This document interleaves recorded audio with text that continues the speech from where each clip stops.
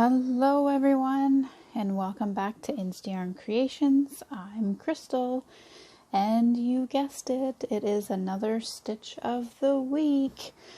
So in this crochet video tutorial, I am going to show you how to do the front post single crochet. So I've already started the sample here just so you can have an idea of what it looks like. So it kind of creates this like ribbed texture when you do it this way.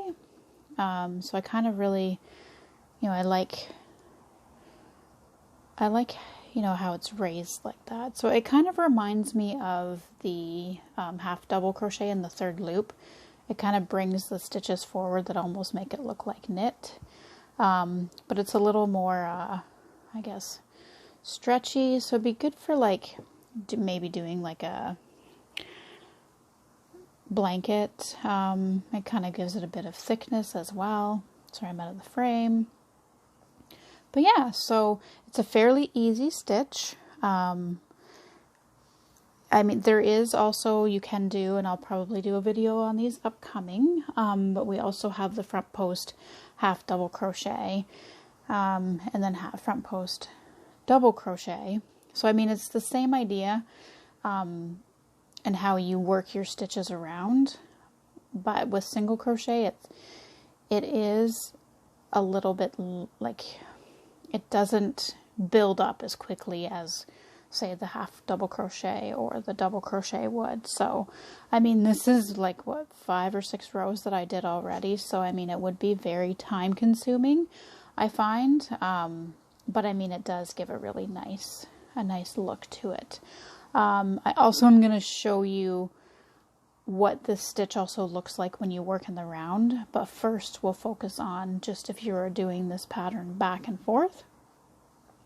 So what I did here is I did a chain of 20 or 21, so then I would have 20 stitches, and then I did 20 single crochets onto the chain to just kind of start your base stitch.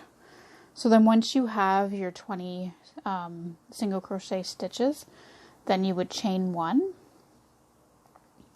And to do the front post, we're going to work into the next single crochet at the bottom of the chain there. So we're going to go in so that it's facing out towards us, and then we're going to come back around.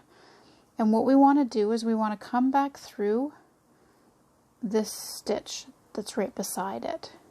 So basically now our hook is around that post of that last single crochet stitch we did in that row.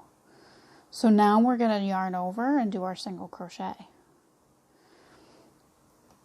Okay, so then to do the next stitch, you want to work into that same one, because now we need to go over around the front post or bar of the next stitch. So we're going to go into that stitch we just were in, and again we're going to come back up around.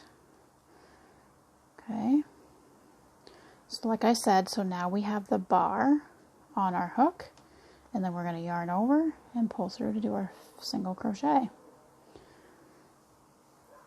Okay, so I'm going to show you slow motion a few more times here, just so you can kind of get the hang of it, but that's all there is to it.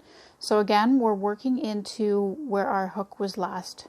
So you can see here that we just did a stitch in that space there. So we're going to go back into that, and then if you look up at the top, this is our top row of stitches. So now that this is behind us, we want to come back into the next stitch to come forward, so that our hook is now has that front post onto our hook, and then we just yarn over and finish off our single crochet. So once again, I'll show you. We're going to go into this stitch there, and then we're going to come back around into the next one. We're going to yarn over and finish our single crochet, and that is how you do the front post single crochet. It's fairly simple, Sometimes I want to do a slip stitch. I don't know why. It's just, I think it's how it feels when I am working it. Because when you go into double stitches like that, I don't know, I think generally you're doing that to slip stitch. Anyways, that's me rambling again. But yeah, so again, you go in to the last stitch that you just worked in, come up into the other one so that your hook is now on that bar, and then yarn over and finish your single crochet.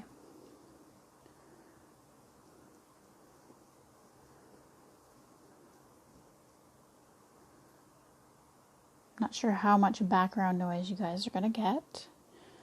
I do have the window open because it's actually a lot cooler today than it has been the last few days. Yesterday was nice too. So I do have the window open, so you might hear traffic. I can never guarantee when there's going to be sirens. But hopefully it's not too much background noise going on. My street can get pretty noisy sometimes. Okay. So I just kind of wanted to go to the end here because I do want to show you what happens. So this looks like it would be like our last stitch to do. So we're going in and then we're coming up and around. And then we're going to do our single crochet. But you kind of need to finish off with a single crochet in that last stitch there. Just so that it finishes that part off. Otherwise you're going to have an uneven side. Alright, and then to do your next row, you would just chain one and you continue on and keep doing the same thing. And you get this nice ribbed texture. Kind of alternates on the back there. So that is if you're just going back and forth. I do want to show you, I think this is kind of really neat how this turns out when you're working in the round. So again, I did the same thing. I did a chain of 21 and then I slip stitched the chain together to form a ring.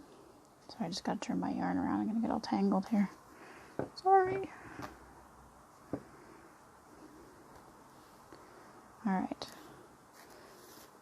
I got creative and I used both ends of the yarn so that I could do this without having to undo and start, because I like to show you the sample first. So if you flip this into the inside, you are going to see that you have those same type ridges that we have on here, but they're closer together because you're working in the round. So you're doing the same thing in a circle, because when you're not flipping your work, I guess when you do it back and forth like this, you're turning your work, so you kind of get a different result on the other side.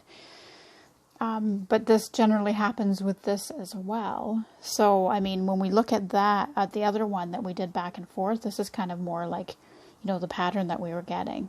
However, when you work in the round, I think this side looks really cool. So again, I just did the same thing, but it kind of creates this like spiral effect. Like it looks spirally and it's kind of stretchy, but like there's no space in behind, so it's kind of closed in. I don't know. I think it's really neat. So, I mean, it kind of gives you another element to this, this type of stitch if you're working in the round. So, I mean, this would be great for doing like hats, beanies, you know, winter hats, even maybe a headband.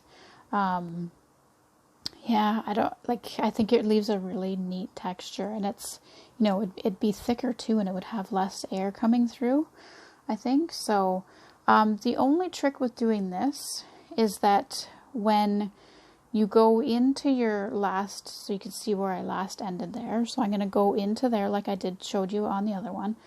And then I come up around. So again, I have the bar there. And then I pull up my loop to do my single crochet. So I make sure this is even. So, or like this kind of lines up. So you'll see how this is a little bit longer there.